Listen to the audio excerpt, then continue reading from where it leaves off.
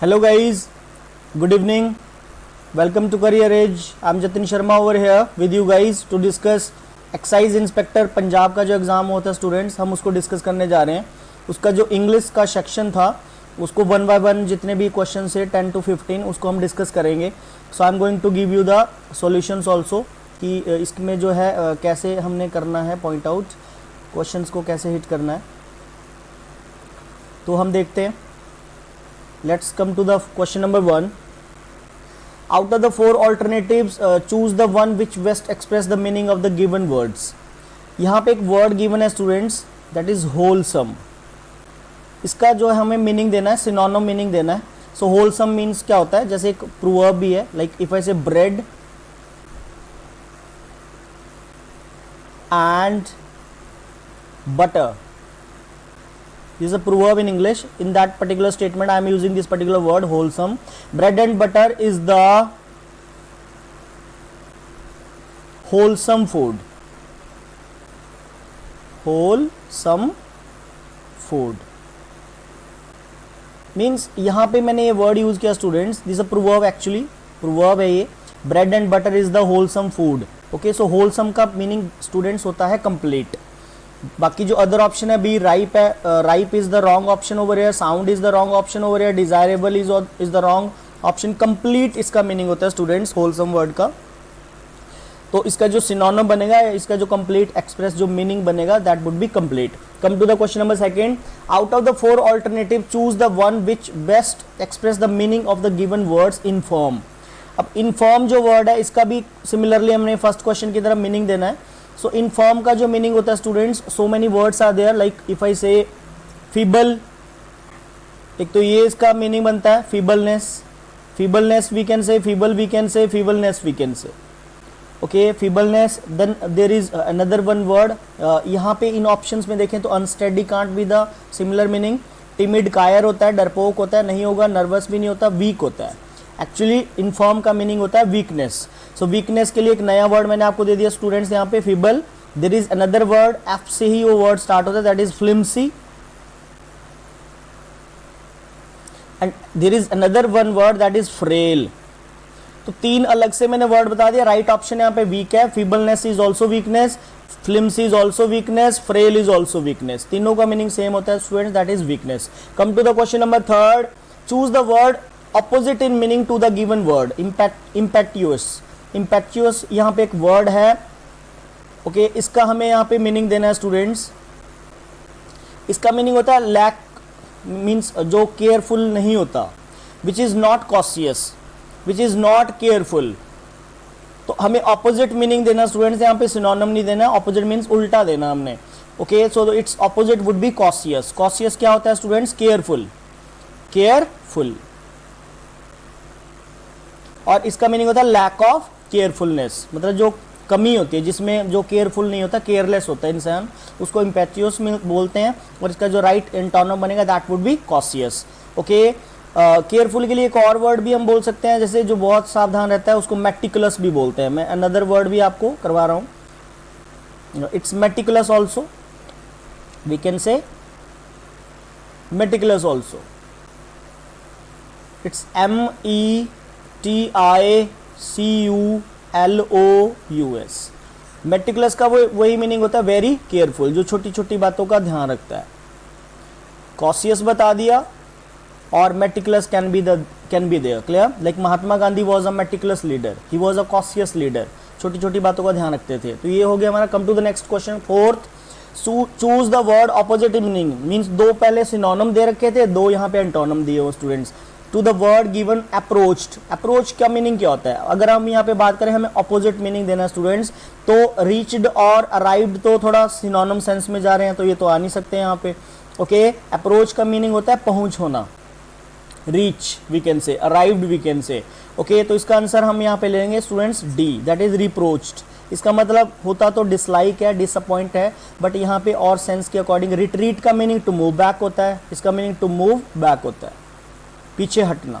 ये army sense में use किया जाता है. ठीक है, like commander in chiefs orders arrived late and the forces had to retreat. And the forces had to retreat, मतलब फोर्सेज को पीछे हटना था, उसके ऑर्डर जो लेट पहुंचे। और रिट्रीट का जो ऑपोजिट होता है दैट इज एडवांस। ये भी इंपॉर्टेंट है वैसे, रिट्रीट का ऑपोजिट भी समटाइम्स एग्जाम में आता है, तो एडवांस करेंगे। यहाँ पे आंसर हमने रिप्रोच ले लिया। Come to the question number 5, in these questions 4 alternatives are given for the idiom phrase underlined in the sentence, choose the alternative which best expresses the meaning of the idiom phrase. एक underline statement है, मतलब state option में sentence में एक underline part है, वो idiomatic expression है या फ्रेज होगी, उसका हमें मीनिंग देना, राइट। बुरा, if you want to be happy, अगर तुम खुश रहना चाहते हो, cut your coat according to your cloth. जैसे बोलते हैं हिंदी पंजाबी में बोलते हैं, जितनी इंसान की औकात होती है उसमें ही उसको रहना चाहिए, जितनी जिसकी चादर होती है उतने ही पैर पसारने चाहिए, ऐसे बोला जाता है। तो वही मीनिंग है, cut your coat according to your cloth means live with in your limits, with in your means. Basically जो आपके मीन्स है उसकी लिमिट्स में ही इंसान को रहना चाहिए। Be honest in your dealings, ये नहीं होगा students. Work according to your capacity, work से रिलेटेड नहीं है। मुहावरा ध्यान रखना, डोंट बी टू एम्बिशियस, ये भी नहीं होगा। ओके, तो इसका live with in your means answer बनेगा, right. Come to the question number 6, she broke down in the middle of her speech. Same category का सेंटेंस है जैसे पिछला हमने किया। जो अंडरलाइन पार्ट है एक फ्रेजल वर्ब है, broke down. Broke down phrasal verb का मीनिंग देना out of this 4 alternatives. So broke down होता है मीन्स जैसे कोई बोल रहा है, बात कर रहा है और बीच में ही रुक जाना। ओके, तो फेल डाउन नहीं होगा। बिकेम एंग्री रॉन्ग है, क्राइड रॉन्ग है, तो right answer would be couldn't proceed, मतलब she couldn't proceed in the middle of her speech. कोई स्पीच दे रही होगी, ठीक है, तो वो रुक गई बीच में और आगे जो है बढ़ नहीं पाई हो, तो उस सेंस में ब्रोक डाउन फ्रेजल वर्ब को यूज किया जाता है। तो right answer would be A. Come to the question number 7, choose the correct alternative in case no improvement is needed. Your answer is D. Correct alternative को ढूंढना है students. अगर आपको लगता है सेंटेंस बिल्कुल करेक्ट है तो उस सेंस में हमारे पास एक ऑप्शन और भी है, D, that is no improvement. Okay, बुरा, I give key to my wrist watch every day, एक फ्रेजल वर्ब है, इडियोमेटिक एक्सप्रेशन टाइप है, give key to my watch. इसका जो मीनिंग होता है students, it's meaning wind. Wind इसका meaning होता है। Okay, it's not wind down, it's not wound up, ठीक है, it's not no improvement, it's right meaning is wind. Come to the question number 8, we did a test when the lights went out. Okay, अब यहाँ पे एक connector लगाया जा रहा है बीच में, when. Okay, we did a test, different tenses are given over here, choose the correct alternative in case no improvement. Same no improvement का क्वेश्चन है, सेंटेंस इम्प्रूवमेंट का सवाल है ये। ओके, तो हमने टेस्ट दे दिया था, डबल एक्शन वाली स्टेटमेंट है स्टूडेंट से, इसमें 2 एक्शन हो रहे हैं इस वाक्य में, इसको इस तरह के वाक्य को बोलते हैं double action sentences. Sorry, this type of statements are called double action sentences.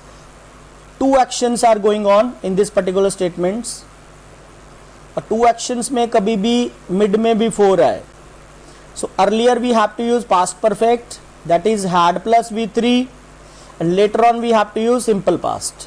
ये ट्रिक अप्लाई होता है, जबकि यहाँ पे ये क्या कर रहा है, यहाँ पे भी सिंपल पास्ट अप्लाई कर रहा है और यहाँ पे भी सिंपल पास्ट दिया है, तो ये रिप्लेस हो जाएगा डिड यहाँ पे हमारा हैड गॉन के साथ। We had done a test when the lights went out, मतलब हमने कर लिया था, एक एक्शन कंप्लीट हो गया, दूसरा मतलब स्टार्ट हो गया। जब लाइट गई तो बोल रहा है हमने अपना टेस्ट कंप्लीट कर लिया था। तो ट्रिक मैंने आपको बता दिया, this particular rule we have to apply in 2 cases।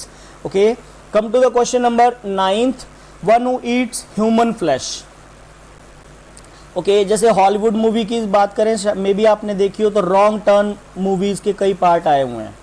एक हॉलीवुड मूवी है रॉन्ग टर्न, उसके मे बी 6 to 7 पार्ट्स आ चुके हैं रॉन्ग टर्न मूवी में। उसमें भी दिखाया है कि कैसे वो इंसानों का मांस खाता है। एक ऐसा बंदा होता है जो इंसानों का मांस खाता है, ठीक है, that is called cannibal. Okay, cannibal would be the right answer. Cannibal होता है one who eats human flesh. Okay, glutton वो होता है जो बहुत खाना खाता है, one who eats a lot, but it's not related to flesh. Glutton simply होता है जो बहुत खाना खाता है। ओके, कार्निवोरस और herbivorous we know very well, cannibal इसका राइट आंसर होगा। Come to the question number 10th, find the correctly spelled word sorry and indicate it by blackening the appropriate oval. Okay, so यहाँ पे हमें बताना है कि कौन सी स्पेलिंग राइट है। कंसिस्टेंसी की स्पेलिंग पूछी गई, बिल्कुल इजी स्पेलिंग है यहाँ पे। तो it's not B, it's not C, it's not D, the right spelling would be A, that is CONSISTENCY। Consistency होता है, लाइफ में बोलते हैं कंसिस्टेंसी का होना बहुत मस्ट है। कंसिस्टेंसी मतलब रेगुलरिटी, ठीक है, किसी चीज़ को हम रेगुलर वे में करते हैं, that is called consistency. So consistency is very must if you want to get success in life. So this is all about this particular Punjab excise inspector का जो एग्जाम हुआ था, उसमें जो इंग्लिश सेक्शन था उसको हमने डिस्कस कर दिया students. So thank you very much, see you in next video.